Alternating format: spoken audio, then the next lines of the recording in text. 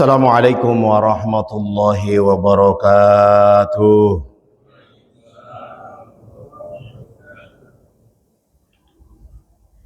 Kurang menggelegar, Pak. Subuh ini insyaallah subuh yang terbaik untuk kita. Assalamualaikum warahmatullahi wabarakatuh. Alhamdulillah. Alhamdulillahil aliyyil qadir. Wassalatu wassalamu ala nabiyyil basyirin munir. Nabiyyina Muhammadin wa ala alihi wa ashabihi alladhi salafu tariqahul munir. Asyhadu an la ilaha illallah wahdahu la syarika lahul malikul haqqul mubin. Wa asyhadu anna sayyidana Muhammadan abduhu wa rasuluh al-mab'utsu rahmatan lil alamin. Allahumma shalli wa sallim wa barik ala sayyidina Muhammadin wa ala alihi wa ashabihi ajma'in wa ba'du. Ayuhal hadirun wal jamaah wasyaykhuna rahimakumullah, usi nafsi wa iyyakum bitaqwallah wa ta'atihi la'allakum tuflihun.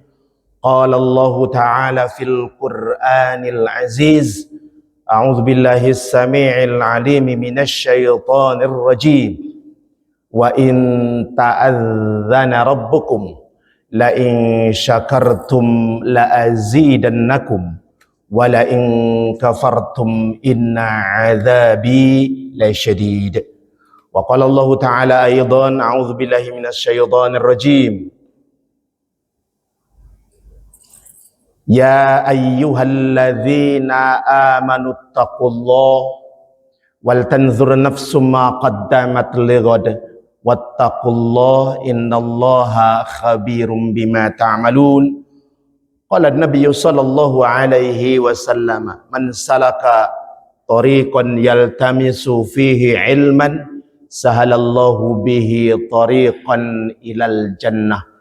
Sadaqallahul azim wa sadaqa rasuluhul karim. Allahumma arhamna bil Qur'an.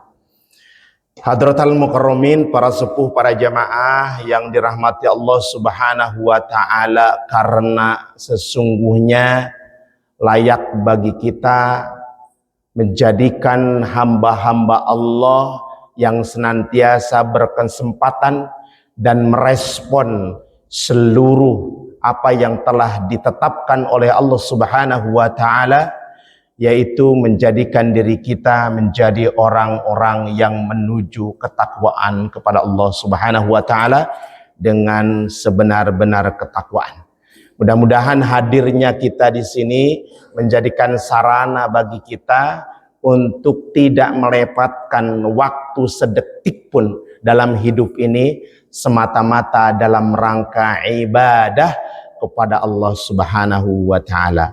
Hadratal mukarramin, salawat dan salam mudah-mudahan senantiasa Allah Subhanahu wa taala mencurahkannya kepada junjungan kita, habibana wa nabiyyana Rasulullah Muhammad sallallahu alaihi wasallam, para keluarganya, para sahabatnya, dan insyaallah kepada kita semua selaku umat beliau, insyaallah senantiasa istiqomah di dalam risalahnya.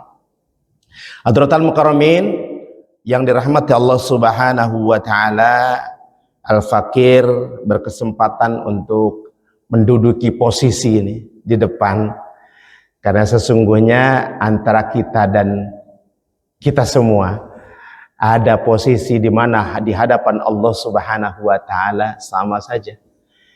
Tapi sesungguhnya yang paling mulia berada di posisi tertinggi di hadapan Allah Subhanahu wa taala adalah orang-orang yang bertakwa.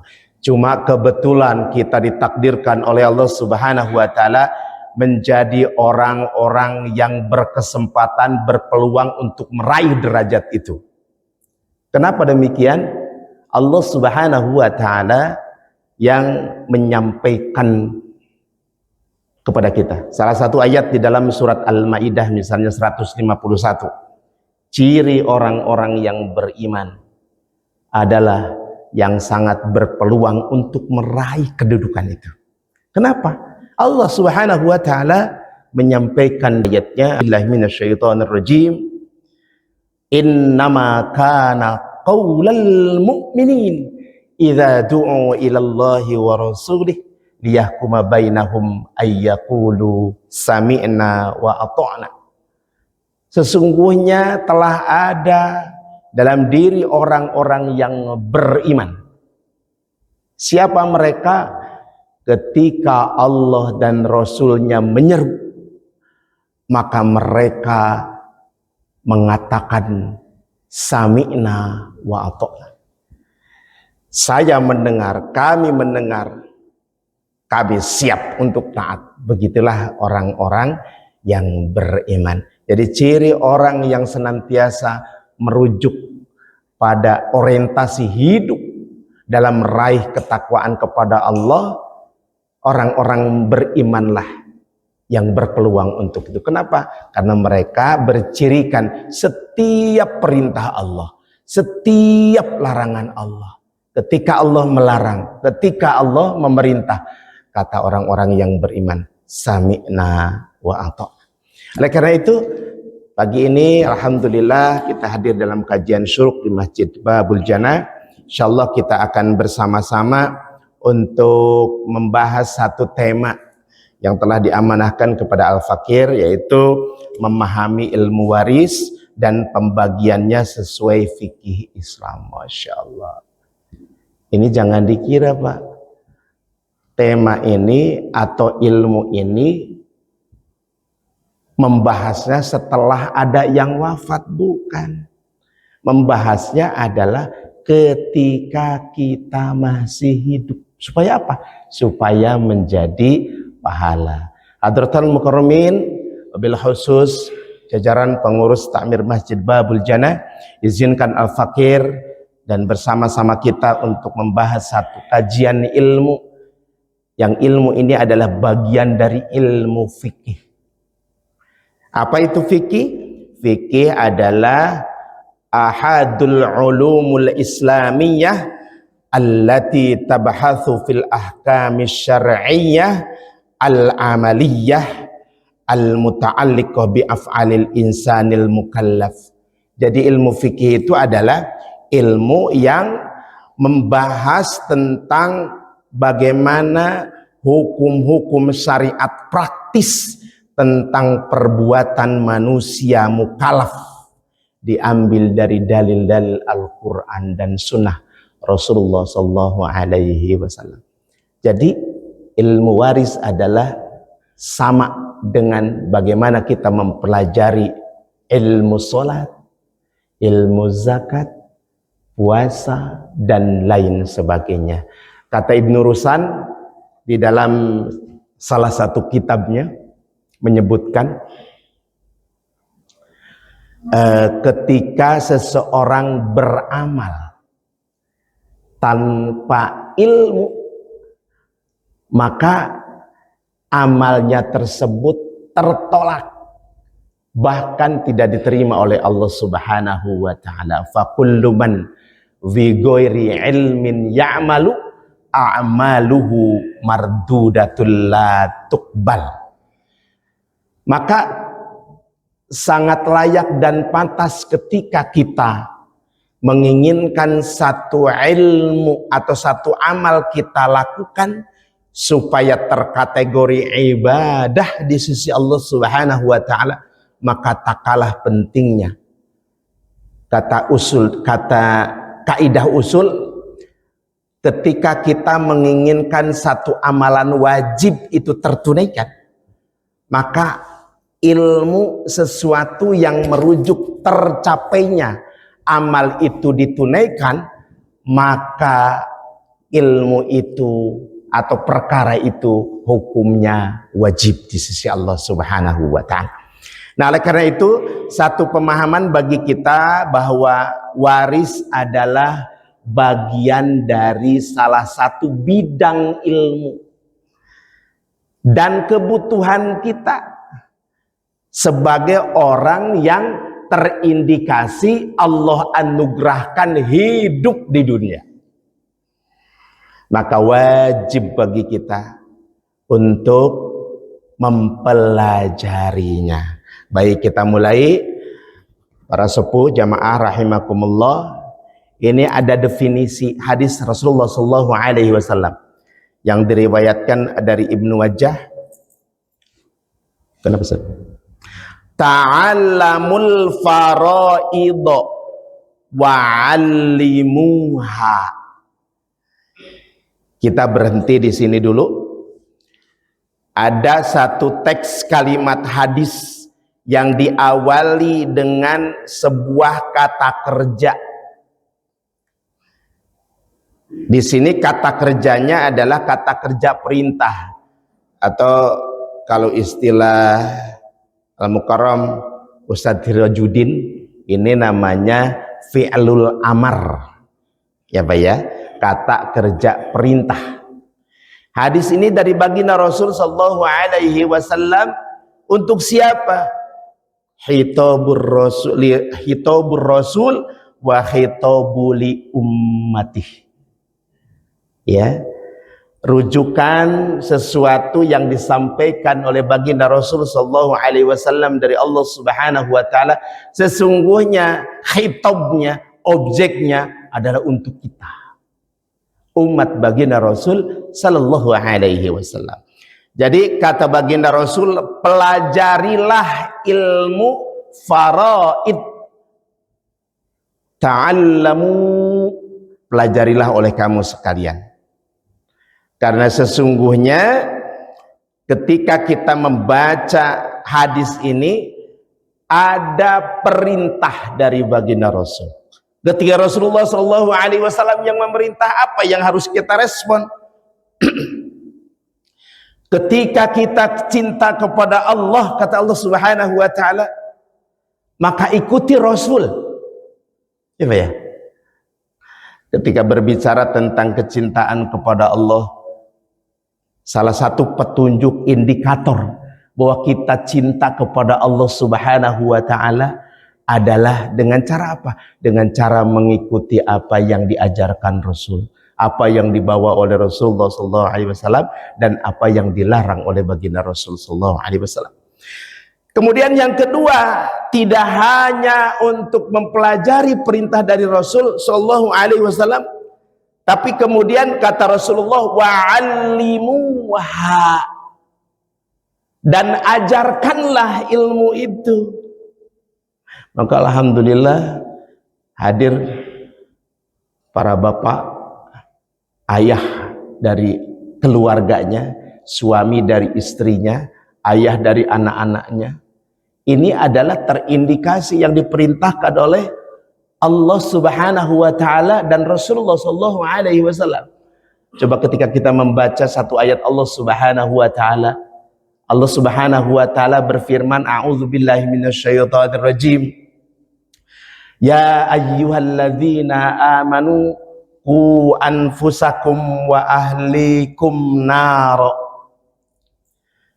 Wahai orang-orang yang beriman, jagalah dirimu dan keluargamu dari api neraka. Jadi taklif ayat itu pertama ditujukan kepada siapa yang bertanggung jawab kepada keluarganya. Ya kita tuh ya. Jadi ayat itu, ya ayyuhalladzina amanu qu anfusakum, jagalah dirimu semua, jagalah diri kalian, kata Allah Subhanahu wa taala kepada orang-orang yang beriman. Orang yang beriman lebih utama memang, Pak. Yang terindikasi pasti taat ketika Allah memerintah, pasti orang-orang yang beriman. Karena orang beriman tadi disebutkan oleh Allah, senantiasa ketika Allah menyeru, Allah melarang, Rasulullah menyeru, Rasulullah melarang, apa kata mereka? Sami'na wa ata'na. Maka yang wajib untuk mempelajari terlebih dahulu adalah kita, Pak. Untuk menjaga seluruh hal berkaitan dengan keluarganya, termasuk harta-hartanya. Bagaimana kemudian mengatur tata urusan di dalam rumah tangga. Yang pertama diatur oleh Allah Subhanahu wa taala kita. sebagai pemimpin dalam keluarga. Baru setelah itu kemudian kata Allah Subhanahu wa taala, "Qu anfusakum wa ahlikum naro." Wa ahlikum, dan keluarga. Jadi ketika para ayah ini, bapak-bapak hadir di majelis ini, kita belajar tentang satu ilmu. Pagi ini kita akan belajar tentang ilmu fikih waris atau fikih faraid. Maka kita berkewajiban juga diperintah oleh baginda Rasul, wa'allimuha, dan ajarkanlah kepada keluarga kita, anak-anak kita. Jangan sampai, maaf, ketika kita berbicara tentang kematian, kita sudah tiada, baru pak-tik-pak. Ini gimana ini warisannya? Gitu ya. Ini gimana cara membaginya? Gitu ya. Nah, insya Allah, karena ini adalah bagian dari taklif kepada kita, para ayah. Di belakang ada ibu? Ada ibu-ibu? Ada, Masya Allah. Maaf bunda, tidak kelihatan. Dan begitupun kemudian ibu. Ya, ibu itu sebagai ummun warabbatul bait, ya, sebagai pengatur, sebagai ibu untuk anak-anaknya, dan sebagai robbun, pengatur urusan rumah tangga. Nah, oleh karena itu, alhamdulillah pagi ini Al-Fakir berkesempatan diberikan waktu untuk bersama-sama mengkaji ulang tentang ini. Mungkin ketika kita sudah tahu, tapi paling tidak duduk dan hadirnya di majelis ini, Rasulullah SAW sudah memotivasi kita. Ya, sekedar duduk seperti ini, Bapak. Apa kata baginda Rasul? Man salaka tariqan yaltamisu fihi ilman sahhalallahu bihi tariqan ilal jannah. Allah bakal mudahkan jalan menuju ke surga. Dengan catatan apa, Pak? Kita hadir di satu majelis ilmu, membahas satu ilmu atau ilmu berkaitan dengan al-Islam. Mudah-mudahan kita semua menjadi bagian dari orang-orang yang Allah memudahkan jalan menuju ke surga. Amin ya rabbal alamin. Baik, ini hal penting bagi kita. Karena bagi kita sesuatu yang sudah pasti, yang pertama ada setelah hidup, Bu, ya. Sesuatu yang pasti bagi kita itu yang pertama adalah kematian. Itu pasti.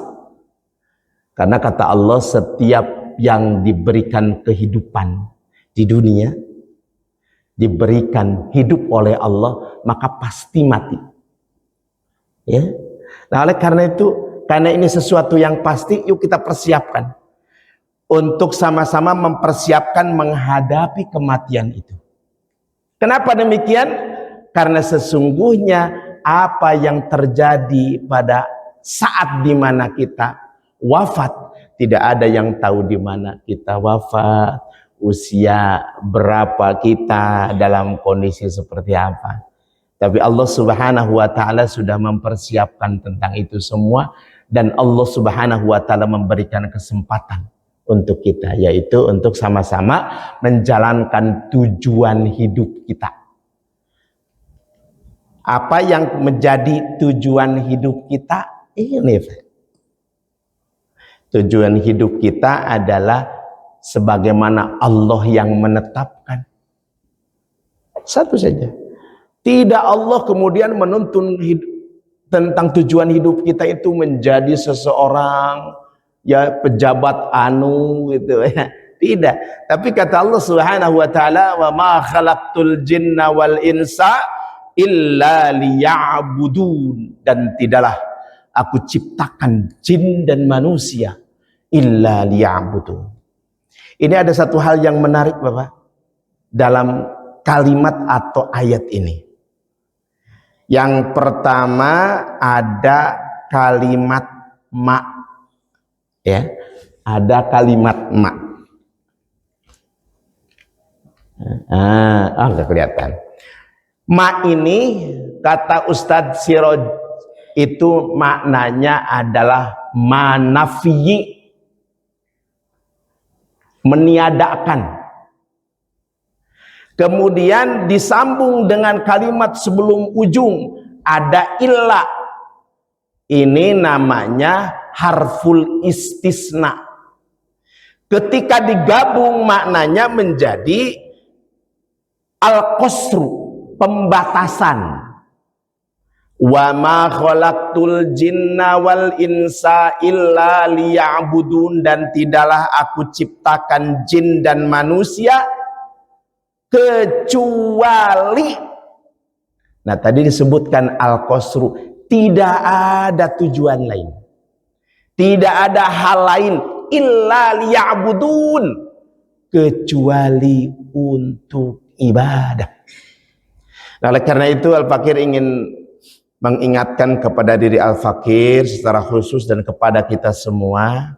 Jadi kalau kita simpulkan dari ayat ini, tugas kita cuma satu, yaitu ibadah. Jadi barang siapa yang menetapkan bahwa ibadah itu tempatnya hanya di masjid, itu kurang tepat. Salah satu tempat ibadah di masjid. Sementara di masjid paling banter nanti sampai jam 6. Apa ya? Setelah itu keluar. Nah, apakah setelah keluar Allah tidak melihat kita? Malaikat kanan kiri kita tidak mencatat amal kita? Tidaklah. Sepanjang hidup kita, dari mulai bangun tidur sampai dengan tidur kembali, bahasanya begitu Pak ya, itu terkategori amal yang dicatat oleh Allah. Siapa yang tidak dicatat amalnya oleh Allah, paling tidak ada 3 kategori. Pertama, orang itu belum balik. Yang kedua, orang itu sedang tidur. Yang ketiga, orang itu mabuk atau gila atau hilang akal. Terbebas itu dari catatan Allah selama kita bangun, berakal, sudah balik. Ya Pak ya? Di rumah kita berpeluang, berkesempatan untuk ibadah kepada Allah, dan Allah Maha mencatat, Allah Maha melihat. Di tempat kerjaan kita sama, Allah juga Maha melihat, Maha mencatat kita. Dan setiap kondisi di mana kita menjalani kehidupan yang tercatat oleh Allah Subhanahu wa taala, kelak di hadapan Allah yang kepastian tadi kita alami, yaitu kematian, Allah akan menghisab kita. Ya, ya. Kapan? Sejak balik sampai dengan wafat kita, kecuali sedang tidur. Ya, baik. Nah, oleh karena itu hadirin jamaah rahimakumullah, beruntung kita telah Allah hidupkan dengan kondisi sehat walafiat, akal kita sehat, dalam kondisi kita mampu untuk menjalani kehidupan ini. Apa saja profesi kita, tidak penting kata Allah, illa liya'budun, kecuali diorientasikan setiap profesi kita itu semata-mata adalah sarana untuk ibadah kepada Allah sampai dengan wafat kita. Baik, nah oleh karena itu penting bagi kita supaya saat kita melakukan amal apapun, termasuk kategori ketika kita mau membagi warisan gitu ya, itu bernilai ibadah di sisi Allah, dan itu wajib. Tadi kan kata Rasulullah, ta'allamu, pelajari oleh kalian al-faraid wa'allimuha. Nah, oleh karena itu hadirin jamaah rahimakumullah, penting bagi kita tidak menunda dan nanti aja Ustaz membahas tentang warisma setelah ada yang meninggal. Lah bagaimana ketika yang meninggalnya kita, anak-anak kita belum difahamkan, diberikan ilmu tentang hal ini, kemudian berantem deh. Ya Pak ya, saya anak yang paling tua, yang paling berhak untuk menguasai harta peninggalan ayah, harta peninggalan mama. Ya Pak ya. Padahal sesungguhnya fikih Islam telah mengatur, Allah telah menetapkan yang paling seru, yang paling seru dan luar biasa. Allah Subhanahu wa taala menetapkan aturan tentang berapa bagian masing-masing ahli waris Itu ditetapkan secara muhkamat di dalam Al-Quran. Kan ayat-ayat Al-Quran itu ada muhkamat, ada mutasabihat, Pak ya. Muhkamat itu sudah jelas, bukan sesuatu yang majazi. Artinya apa, Pak? Warisan itu ada yang berhak atas warisan itu ada setengah bagian, 2/3 bagian, 1/6, 1/8, 1/4. Itu jelas. Kenapa, Pak? Karena Allah sayang sama kita. Supaya apa? Supaya harta yang ditinggalkan oleh para pewaris itu terbagikan kepada masing-masing bagiannya yang berhak. Ketika ada satu harta yang masuk terhadap darah seseorang, tapi itu bukan haknya, maka itu bukan hanya berkenaan dengan duit atau harta saja, ini berkaitan dengan api neraka, Pak. Ngeri, Pak. Ngeri. Ada sepeser saja, Masya Allah, sedikit saja harta yang masuk ke dalam daging kita, tapi itu bukan hak kita, maka kata Allah Subhanahu wa ta'ala, itu menjadi bakal api neraka menyala di dalam tubuhnya. Nah, oleh karena itu Allah jelaskan, ini bagiannya 1/6, ini bagiannya 1/8, ini 1/4, 2/3 dan selanjutnya. Gitu, Pak ya. Jadi tidak sederhana, ya udahlah bapak udah meninggal ini, ibu udah meninggal ini, terserah saya yang paling besar anaknya. Kata yang lain, saya juga kan sama-sama anak ayah, anak mama. Kenapa harus dibedakan? Masya Allah. Ini perlu. Ini nanti Allah bertanya kepada kita sebagai pemimpin dalam rumah tangga. Hai Amir Ma'ruf, ente menjadi kepala rumah tangga. Sudah jelaskan belum kepada anak-anakmu, kepada keluargamu, kepada ahli warismu, supaya harta yang ditinggalkan itu dibagikan sesuai dengan porsi sebagaimana maunya Allah. Tapi Allah maha kasih dan sayang. Allah nggak butuh harta, Allah nggak butuh amal setiap hambanya, tapi Allah memberikan penjelasan supaya hambanya kelak kembali ke dalam surganya Allah. Itu, Pak. Itu sepenting itu, Pak. Kenapa? Karena orang-orang yang hidup di dunia, maka kelak di akhirat akan dimintai pertanggungjawabannya oleh Allah. Dan kita membahas ilmu ini terkategori ibadah kepada Allah. Oke, baik. Apa itu ibadah? Ya, Pak ya. Kadang-kadang kemudian perlu juga ibadah itu apa ya? Mereview saja, Pak ya. Ini menurut definisi yang disampaikan oleh Ibnu Taimiyah dan Ibnu Qayyim, al-ibadatu hiya ta'atullahi biimtithali awamirih wajtinabi nawahi ma'a kamalil khudu' wal mahabbatillah. Ibadah adalah mentaati Allah dengan menjalankan semua perintahnya dan menjauhi larangannya, disertai puncak ketundukan adalah kecintaan kepada Allah. Jadi apa saja yang dicintai oleh Allah menurut Ibnu Taimiyah, apa saja yang dicintai oleh Allah, kemudian yang diridhoi oleh Allah, dan baik secara perkataan, secara amal, dan tampak yang terwujud dari anggota badan kita, atau kemudian secara batini, itu dikatakan ibadah. Jadi ibadah bukan hanya sholat, Pak ya, bukan zakat, puasa, haji saja. Seluruh aktivitas, apalagi zaman kiwari, Pak ya, memang kita terlepas dari hukum berkaitan dengan ibadah. Ketika kita sekarang seluruh proses transaksi lebih banyak menggunakan online, Pak ya. Iya, Pak ya. Tiba-tiba datang ke rumah kita paket. Ibu, ini siapa yang memesan? Pak ya. Taunya si bapak ngebilang dulu sama ibu, atau sebaliknya, Pak ya. Apakah ini sesuatu yang terlepas dari kaidah-kaidah hukum Islam? Tidak. Apakah ada dulu ketika Rasulullah, zaman Rasul, ya, jual beli online? Ya, Pak ya. Pertanyaannya begitu. Islam itu kuno. Islam itu sudah kadaluarsa, ya, tidak lagi mengatur ini dan itu, tidak Pak. Al-Fakir saat ini beberapa masjid, beberapa majelis sedang membahas tentang bab muamalah, yaitu judulnya al-bai', jual beli. Ada atur di dalam fikih Pak. Nah, yang Al-Fakir bahas adalah 7 larangan dalam jual beli online. Menarik tuh Pak.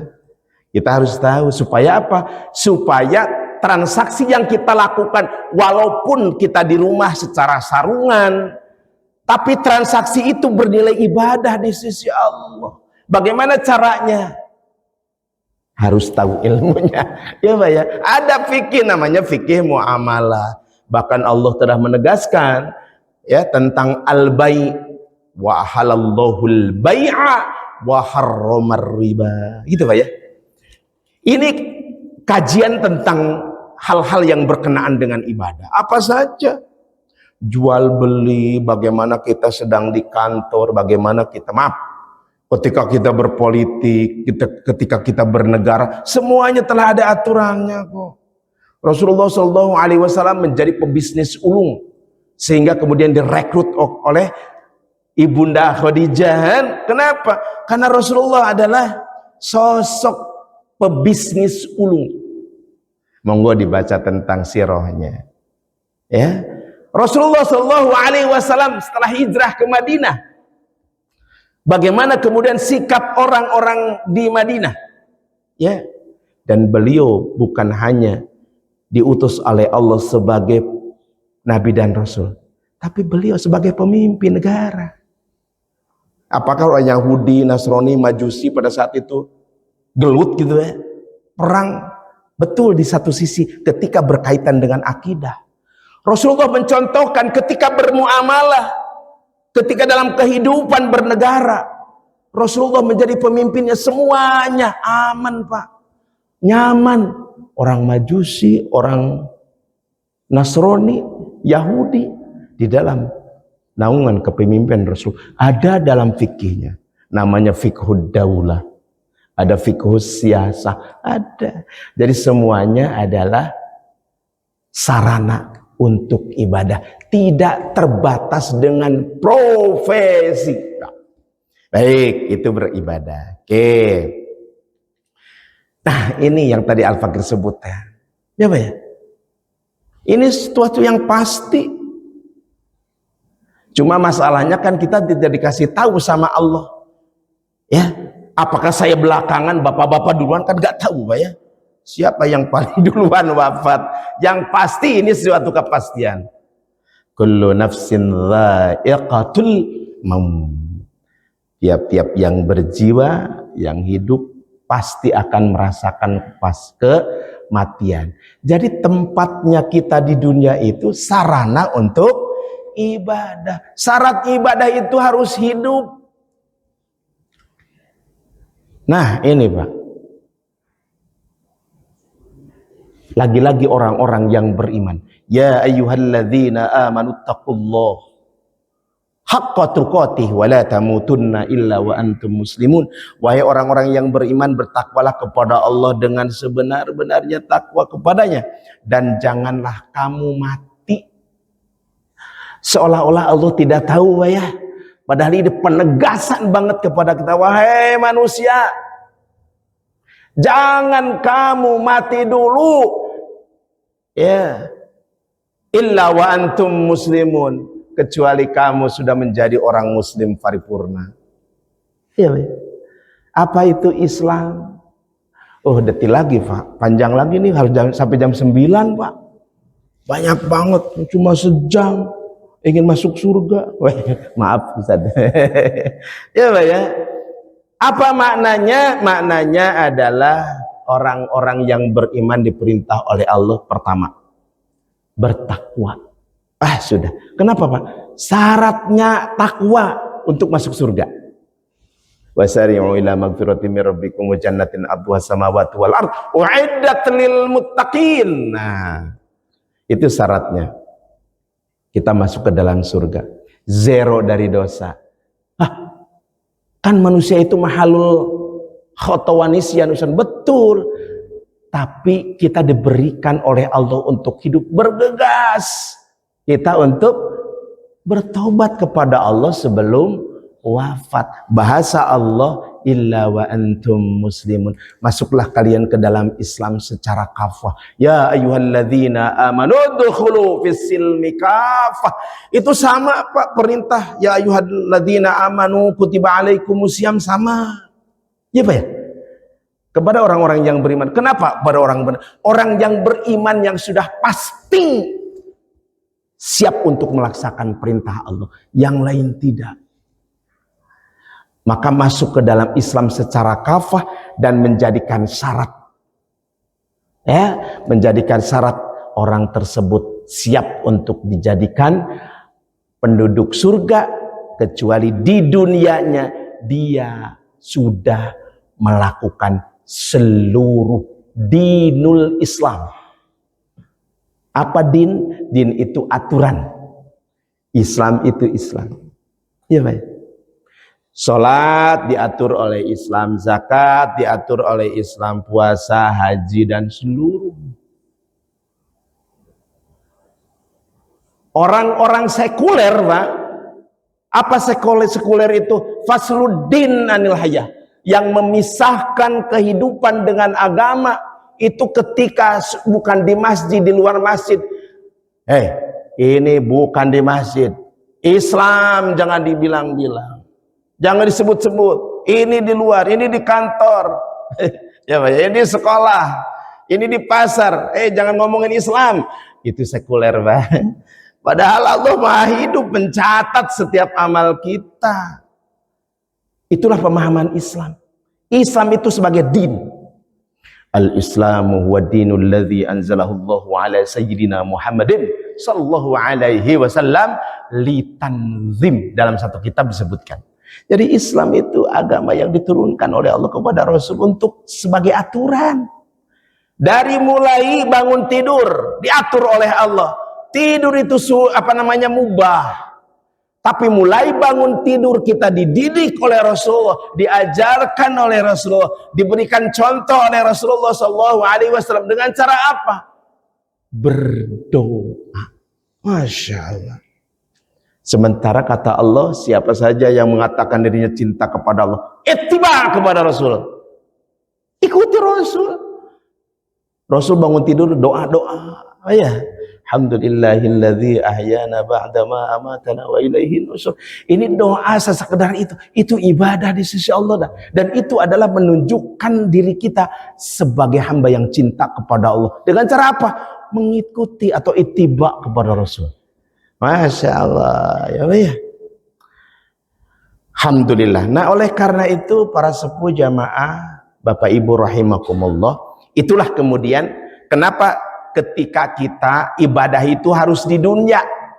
Karena walaupun kita masih di dunia, tapi kita sudah wafat, tidak wajib. Tidak wajib sholat, zakat, puasa. Mandi saja tidak wajib. Mandi dimandiin, Pak ya. Karena sudah wafat. Nah, oleh karena itu kata Allah, illa wa ant muslimun. Wala tamutunna, jangan dulu mati kata Allah. Ya Pak ya. Jangan dulu mati. Baik. Nah, oleh karena itu kemudian kita saat ini melakukan apa yang disampaikan oleh Allah. Bergegas kita untuk meraih kesempatan, berpeluang mendapatkan nilai ibadah insyaallah.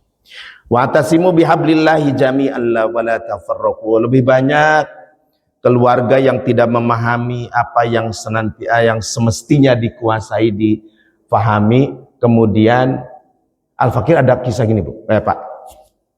Suatu saat Al-Fakir dikontak mau konsultasi tentang waris. Al-Fakir sampaikan, ibu-ibu kebetulan, anaknya tertua ibu, kemudian yang keduanya itu ibu juga, yang ketiga bapak, maksudnya laki-laki. Nah kebetulan kakak yang paling besar, yang perempuan ini sudah wafat. Yang kedua kontak ke Al-Fakir. Baru sampaikan kemudian masalahnya. Ternyata harta peninggalan orang tuanya dikuasai oleh anak si ibu yang sudah wafat. Jadi anak pertama itu wanita. Kemudian Al-Fakir sampaikan, boleh Bu, tapi syaratnya seluruh ahli waris harus ikut bertemu dengan saya. Alhamdulillah datanglah ke Gema Insani, ke Komplek Al-Fakir. Baru kemudian datang semua ya anak-anak dari anak pertama yang sudah wafat ibunya, kemudian pertama dan yang kedua dan ketiga. Apa yang kemudian Al-Fakir dapati? Si anak dari anak pertama ini bawa golok, Pak. Kenapa? Karena dia sudah menguasai harta seluruhnya dan tidak mau kemudian menyerahkan kepada bibi dan mamangnya. Al-Fakir sampaikan bahwa yang kaitan dengan warisan itu ada porsi masing-masing. Betul, harta yang ditinggalkan oleh pewaris itu tidak lagi menjadi milik yang wafat, tapi milik ahli warisnya yang hidup. Dan itu berkaitan dengan pahala dan menentukan hidup almarhum di alam baka. Udah jelaskan Al-Fakir. Dan alhamdulillah setelah Al-Fakir jelaskan, mau menerima. Karena harta yang ditinggalkan itu bukan milik ansih seseorang. Walaupun dikuasai, hanya sekedar kebahagiaan sementara saja. Nah oleh karena itu kemudian inilah yang perlu. Jadi kenapa kemudian warisan itu diberikan sesuai dengan tata aturan Allah Subhanahu wa taala itu kepada para pewaris yang masih hidup. Wa'tasimu bihablillahi jami'an, supaya keluarga penerusnya itu utuh dalam kondisi aman, nyaman, damai. Itulah kemudian caranya Allah. Gitu Pak ya. Nah, ini pesan dari Allah Subhanahu wa taala. A'udzubillahi minasyaitonir rajim. Yusikumullahu fi auladikum lidzakari mithlu hadzil unsayain. Allah mensyariatkan bagimu tentang pembagian pusaka untuk anak-anakmu, yaitu bahagian seorang anak lelaki sama dengan kebagian dua orang anak perempuan. Ini kalau kita mengkaji dengan kaidah ilmu balaghah luar biasa ini. Ya. Belum lagi para mufassir menjelaskan tentang ayat ini. Yusikum. Ini kan asal katanya satu padanan kata dengan wasiat, Pak ya. Wasoya wasiat. Allah yang mewasiatkan kepada kita. Untuk siapa? Untuk kita hambanya. Apakah Allah butuh warisan? Enggak. Nauzubillah. Ya. Allah Maha kasih dan sayang kepada kita. Bukan karena Allah butuh. Ada satu kisah gini, Bu. Al-Fakir pernah dikontak oleh keluarga besar di Ben Hill, di satu komplek yang menurut Al-Fakir sih komplek orang gedean lah gitu Pak ya. Nah kemudian Al-Fakir diundang.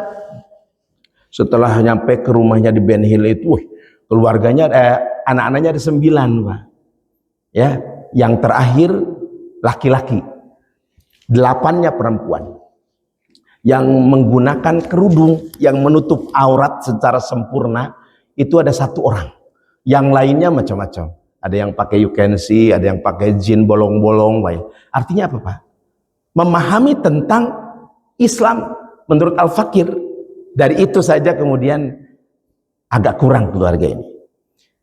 Tapi Al-Fakir bertanya, mohon maaf ibu dan bapak, kiranya ada hal yang perlu disampaikan oleh Al-Fakir. Apa tujuan mengundang saya ke sini? Oh begini Pak Ustadz, ini kebetulan 1 bulan yang lalu ibu saya sudah wafat. Ibu saya, kalau bapak sudah dahuluan. Nah kebetulan ibu saya itu menyampaikan wasiat. Tapi sebelumnya Ustadz, kebetulan salah satu dari anak kami ini ada yang ulang tahun. Aduh, udah siapkan Pak makanan segala macam. Oh iya siap. Udah selesai makan, Al-Fakir sampaikan. Dan kemudian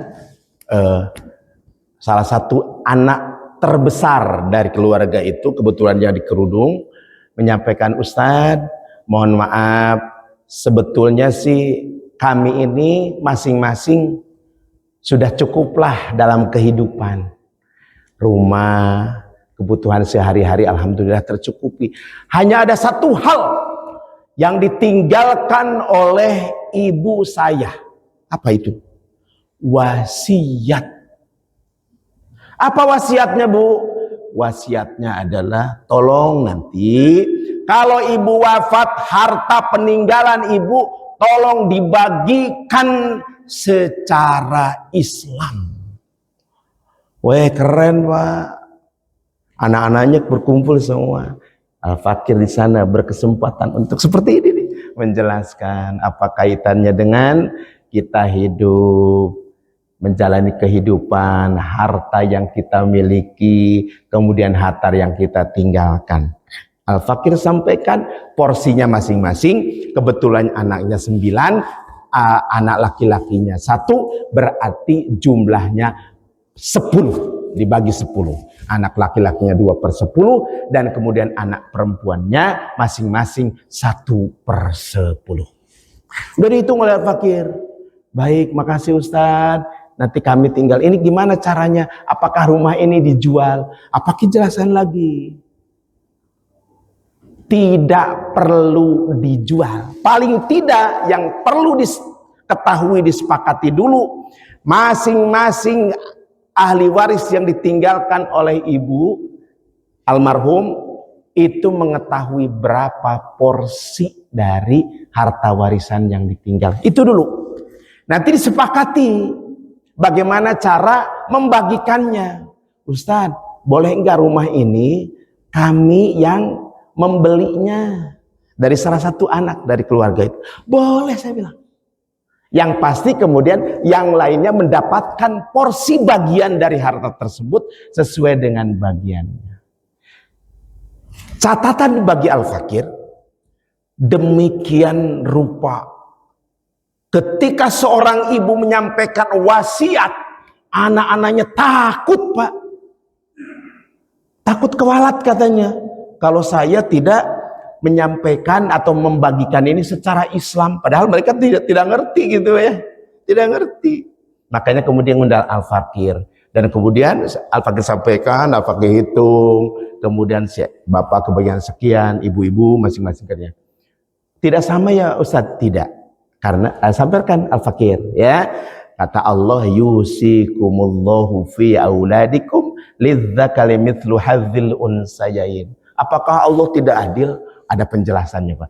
Ada di dalam tafsir, ada juga di ilmu balaghah, ma'ani bayannya luar biasa. Nah, oleh karena itu, Al-Fakir ingin mengingatkan kepada kita semua, wasiat ibu sebegitu ditakuti oleh anak-anaknya. Ini wasiat dari Allah. Yusikumullah. Kenapa sih kemudian kita mesti berantem? Maaf, bukan kita. Ada orang-orang yang bermusuhan. Tidak bertanya, tidak menanya lagi, bahkan kemudian selalu ingin menyampaikan sesuatu yang keinginannya. Dan ini terbukti, Pak.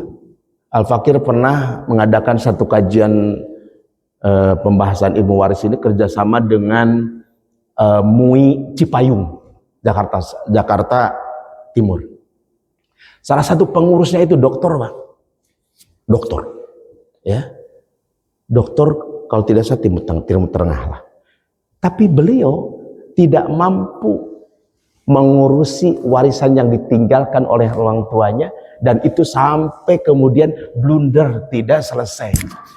Al-Fakir sampaikan, Ustadz, udah kumpulkan semua, ngobrol dengan kita. Itu ya.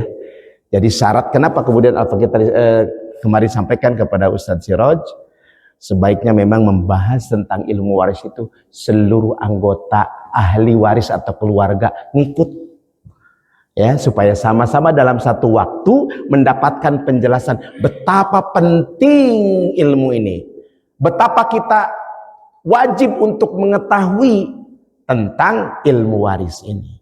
Nah, oleh karena itu Al-Fakir sampaikan bahwa betapa Allah dalam ayat ini memberikan satu penjelasan ya, bahwa bukan karena keutamaan jenis kelamin laki-laki 2, perempuan 1, bukan. Tapi laki-laki wajib menafkahi istri, anak dan keluarganya, perempuan tidak dibebani nafkah hartanya milik itu. Itu secara logik menurut para ahli tafsir. Tapi paling tidak Allah yang Maha tahu, ya Pak ya. Orang-orang yang beriman tidak berkesulitan. Kenapa sih Allah seperti tidak adil gitu kan? Kenapa Allah tidak adil? Tidak seperti itu.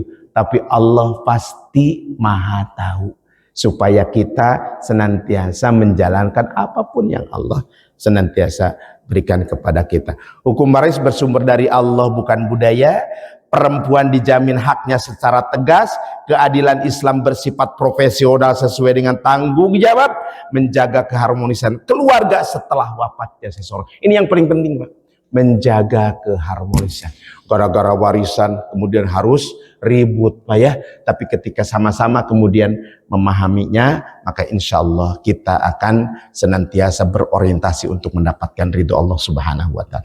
Insya Allah selebihnya Al-Fakir serahkan, nanti kirim filenya kepada Ustadz Siroj, bisa dibaca. Dan mungkin saat ini paling tidak masih ada kesempatan, saya ingin ada pertanyaan disampaikan supaya kemudian kita membahas secara langsung. Itu saja. Insya Allah sekilas tentang pentingnya ilmu waris itulah Pak ya. Nah tentang hal-hal berkaitan tentang syarat-syaratnya segala macam nih, udah Al-Fakir siapkan. Nanti tinggal baca saja, ya. Dan insya Allah kemudian kalau ada hal-hal yang berkenaan dengan kesulitan untuk membagikan warisan, Al-Fakir siap. Ya, syaratnya apa? Syaratnya kumpul seluruh anggota keluarga, Al-Fakir bicara di hadapan semuanya. Insya Allah nanti ketika perlu dibagi, Ustaz, masing-masing berapa bagian, anak saya sekian, laki-laki sekian, perempuan sekian, bagaimana cara menghitungnya? Insya Allah mudah-mudahan Al-Fakir bisa untuk membantu menghitungnya. Hadanallah wa iyyakum ajmain. Demikian yang bisa disampaikan mukadimah dari kajian kita. Barangkali ada yang perlu disampaikan, pertanyaan, saya mohon ya minimal 1 orang lah. Ada yang sampaikan Pak? Silakan. Wow, Masya Allah, luar biasa. Kalau tidak ada berarti udah siap ini meninggalkan dunia ini.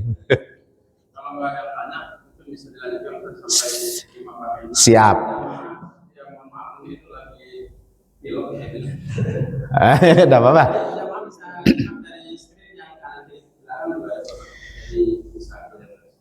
Al-Fakir berkeinginan untuk maksimal ya, tapi ya itu lagi. Mudah-mudahan ini tidak mengurangi hikmahnya. Oke, bisa ya? Kata Bapak nggak kelihatan dari belakang. Ada juga. Siap. Baik. Ya. Nah, ini berkaitan dengan kelanjutan pembahasan dari ilmu waris itu adalah ada 3 syarat Pak ya. Ada 3 syarat. Pertama, ada yang wafat. Yang kedua, ada ahli waris yang hidup. Syaratnya. Yang ketiga, ada harta warisannya. Ya Pak ya. Nah, ini rukun. Ya. Rukun warisan. Jadi ada yang wafat, kemudian ada ahli waris yang hidup, kemudian ada harta warisan. Pertanyaan berikutnya, Ustaz, bagaimana kemudian ketika sebelum wafat, boleh enggak membagikan harta? Boleh banget. Saya sebelum wafat, kemudian membagikan warisan kepada anak-anak Al-Fakir, ya, punya anak 2 Al-Fakir laki-laki. Boleh tidak? Boleh. Tapi tidak terikat dengan bab hukum waris. Berapa aja ngasihnya. Ya. Misalnya Al-Fakir punya rumah 2, misalnya saja. Doakan dong. Kemudian anak Al-Fakir 2, bagi aja satu-satu. Ibunya gimana? Ada lagi, ibunya sudah siapkan. Ya. Dibagikan. Tapi Al-Fakir masih hidup. Itu namanya hibah. Atau kemudian hadiah. Boleh tanpa dibatasi dengan 1/3, 2/3 Pak ya. Makanya ini dipertanyakan kepada oleh keluarga yang tidak punya anak. Ya, selama hidupnya tapi hartanya banyak. Ustadz, gimana ini supaya harta saya bermanfaat setelah peninggal saya? gampang Bu. Bagikan kepada orang-orang yang ibu ingin beri.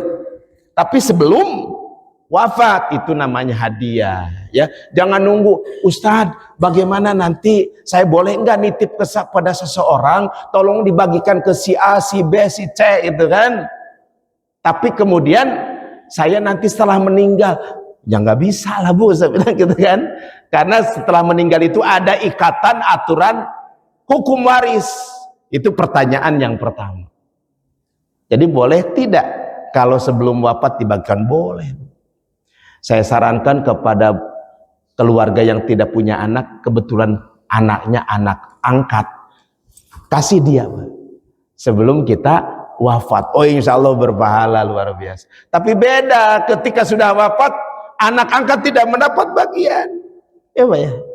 Ya. Kalau sebelum wafat Ustadz Siroj membagikan rumah ke saya, boleh saya. Punya rumah 7 misalnya, kasih saya, boleh. Karena kepada siapa saja yang kita inginkan.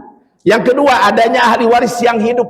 Ustadz, bagaimana ketika saya sudah wafat, ada harta warisan yang saya tinggalkan, anak saya 7, yang sudah meninggal 2, yang 2 mendapat gak? Tidak. Kecuali wafatnya setelah kita wafat, anak kita dapat. Gitu Pak ya. Itu aturannya begitu. Kasihan dong Ustadz gitu kan. Anaknya kan banyak gitu kan, sementara dia kan sama-sama anak saya, cucu saya. Ingat dulu ada dzawil arham. Ya Pak. Orang-orang yang tidak terkategori kepada susunan dzawil furud. Kasihlah kita sebagai adik-adiknya, kakak kita sudah wafat, ada anaknya, kasih sama kita. Itu oke banget. Ya, bersepakat misalnya anaknya 7 yang sudah wafat 2, berlima bersepakat, yuk kita rereungan, nanti ketika sudah dibagi warisan kita kasih itu. Wah itu keren. Gitu ya. Kemudian yang ketiga, adanya harta warisan. Ustaz, kalau seseorang meninggal tapi yang ditinggalkan utang, gimana? Ustaz ya? Ya wayahna Pak. Tanggung jawab dari ahli warisnya. Kalau si pewaris itu meninggalkan utang, makanya ketika Ustadz Siroj atau Takmir di sini menyampaikan ada yang wafat disolatkan, bapak-bapak hadirin sekalian, barangkali dari si mayit ada sangkutan utang piutang. Nah itu Pak, ya. Jadi wajib hukumnya keluarga menyelesaikan. Baik. Nah ini juga Pak ya. Jadi sebab-sebab terjadinya warisan, pertama karena nasab. Makanya Pak, berkaitan dengan aturan Islam itu luar biasa. Kenapa kemudian kita ini terikat dengan hukum nikah? Ya, kan kalau orang-orang sekuler mah terserah saya mau nikah mau kagak. Ya, yang penting tersalurkan hajat hidupnya gitu ya. Ya ngeteng gitu ya. Naudzubillah. Makanya ini berkaitan dengan nasab. Walhasil ketika kita mengangkat seorang anak tidak wajib dan tidak ada bagian dari warisan yang ditinggalkan oleh seseorang. Oh ya. Yang kedua karena pernikahan yang sah itu. Anak lahir sebelum nikah, nggak dapat Pak ya, nggak dapat. Bahasanya adalah anak di luar nikah, nggak dapat Pak ya. Nah, itulah pentingnya kemudian aturan Islam itu diterapkan supaya berkaitan dengan ibadah kepada Allah. Kemudian yang ketiga karena pembebasan budak dulu ya, zaman awal Islam berdiri, karena ini adalah peninggalan masa-masa terdahulu. Ada misalnya Abu Bakar Siddiq membebaskan Bilal bin Rabah, ya, maka si Bilal ini mendapatkan warisan. Itu Pak. Allah a'lam bishawab. Baik. Nah, warisan terjadi memenuhi 3 syarat tadi. Kematian si mayit, hidupnya orang-orang yang mewarisi, kemudian tidak ada hijab, tidak termahjub. Banyak hal-hal yang berkaitan dengan yang poin 3 terutama Pak ya. Misalnya termahjub tadi dengan tidak ada ikatan pernikahan. Ustadz, saya punya mantan istri setelah cerai kemudian wafat. Siapa aja yang wafat? Misalnya mantan suaminya wafat, apakah mantan istri dapat? Ya enggak lah. Enggak. Ya, Pak. Ustadz, bagaimana kalau saya punya istri lebih dari satu? Bagaimana pembagiannya? Ada aturannya, Pak. Istri itu adalah 1/8 kalau punya anak. Maka ketika istrinya 2, bagi 2. Ustaz, yang dari pertama bersama hidup dengan bapak kan saya. Tinggal kebijakan. Monggo, itu kemudian berkaitan dengan pahala di sisi Allah Subhanahu wa taala. Gitu ya. Nah, oleh karena itu kemudian misalnya beda agama, ya, itu mahjub. Jadi menghalangi untuk mendapatkan warisan. Ya, ini poin ketiga. Oke, sekilas gitu Pak ya. Nah, kemudian warisan dengan al-furud adalah perolehan hak bagian tertentu yang ditentukan oleh Al-Quran, Sunnah, dan Ijma. Tadi Pak ya. Bagian ayah ketika punya anak, bagian istri ketika punya anak, bagian ketika suami wafat, istri ketika tidak punya anak. Masya Allah. Itu aturannya luar biasa. Dan itu ditentukan oleh Allah. Warisan dengan asobah adalah perolehan. Asobah itu adalah perolehan hak yang disisakan dari bagian-bagian warisan atau seluruh peninggalan ketika tidak ada tidak ada asobul faraid. Ya. Jadi anak laki-laki itu menentukan, atau ahli waris yang berjenis kelamin laki-laki, ya, itu asobah. Misalnya begini, dua orang yang berumah tangga kemudian punya anak perempuan 2, yang wafat misalnya ayahnya, maka kemudian siapa yang berhak warisan itu? Pertama adalah anaknya, yang 2 itu 2/3, tinggal dibagi 2. Kemudian istrinya atau ayahnya, berarti ayahnya itu adalah 1/4, ya, kalau punya anak. Kalau istrinya tidak punya anak, kemudian istrinya 1/8. Terus siapa lagi? Karena anak perempuan tidak ada laki-laki, siapa yang berhak mendapatkan? Kalau misalnya tidak ada ayah dari si mayit, maka kakak adiknya yang laki-laki yang mendapatkan. Mendapatkan apa? Asobah, sisa dari pembagian waris. Itu Pak ya. Jadi ini ditentukan siapa yang hidup, siapa yang wafat, ahli waris siapa yang hidup, kemudian yang termahjub tidak mendapat. Oke. Nah, ini jumlahnya Pak. Jadi 10 ahli waris laki-laki dan 7 ahli waris dari jalur-jalur perempuan. Ya, ada anak laki-laki, dan anak laki-laki terus ke bawah. Misalnya ada satu keluarga yang ditinggalkan, misalnya yang meninggal misalnya ayahnya. Yang ditinggalkan berarti istri sama anak-anaknya. Ada seorang anak laki-laki yang telah meninggal sebelum pewaris wafat. Apakah cucunya dapat? Dapat. Ya, anak dari anak laki-laki. Cucu dari anak laki-laki. Itu dapat. Oke, kemudian nah, ashabul furud. Ashabul furud itu adalah para ahli waris yang menurut syarak sudah ditentukan bagian-bagiannya tertentu. Mereka mengenai tirkah. Tirkah itu adalah sesuatu yang telah ditinggalkan oleh pewaris. Nah, jadi 4 jalur dari laki, suami, ayah, kakek, saudara laki-laki, seibu. Nah, ini adalah ashabul furud. Ya, para ahli waris yang langsung. Ketika si ayah wafat, siapa yang dapat warisan? Pertama istri, yang kedua anak-anaknya. Kalau anaknya semua perempuan, siapa lagi yang dapat? Kakak atau adiknya dapat. Ya. Kemudian dari jalur perempuan ada istri, ibu, nenek, anak perempuan dari anak laki-laki, saudara perempuan sekanu, terus semuanya. Nah, ini kemudian yang mendapatkan warisan. Nah, ini yang Al-Fakir maksud. Allah sudah menetapkan bagian mereka telah ditetapkan oleh Allah Subhanahu wa taala. Bukan ngarang-ngarang. Ya, bukan ngarang-ngarang. Nah, ada yang setengah, ada 1/4, ada 1/8, 2/3, 1/3 dan 1/6. Semuanya pasti. Ada saja seseorang yang mendapatkan bagian atau mengambil bagian tapi bukan haknya, maka berdosa dia. Dan ini kaitannya dengan almarhum. Misalnya Al-Fakir wafat, ditanya sama Allah,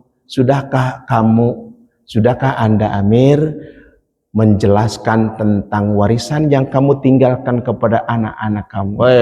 Kalau tidak, kita yang disalahkan oleh Allah Subhanahu wa taala. Sehingga ketika anak-anak atau ahli waris yang ditinggalkan melakukan apapun amal-amal yang mereka lakukan ketika mereka hidup, sementara kita sudah wafat, ngalir Pak amal mereka. Sebagaimana dalil dari Rasulullah, idza matabnu adama in qata'a amalu illa bi thalath. Ini jangan macam-macam kita, Pak. Sangat kemudian menentukan investasi kita yang nanti kita dapatkan di alam kubur. Anak kita beramal soleh, anak kita beramal salah, mengalir ke kita, Pak. Ini ajaran siapa? Ini anak siapa? Makanya kemudian kita yang senantiasa mempersiapkan kehidupan setelah kematian kita, persiapkan anak kita menjadi anak-anak yang soleh, karena doa yang pasti diterima oleh Allah Subhanahu wa taala kelak di alam kubur adalah doa anak yang soleh. Perbuatan siapa, hasil kerja siapa, anak yang soleh itu yang kita. Gitu Pak ya. Masya Allah. Baik, ini banyak Pak ya tentang seberapa siapa saja.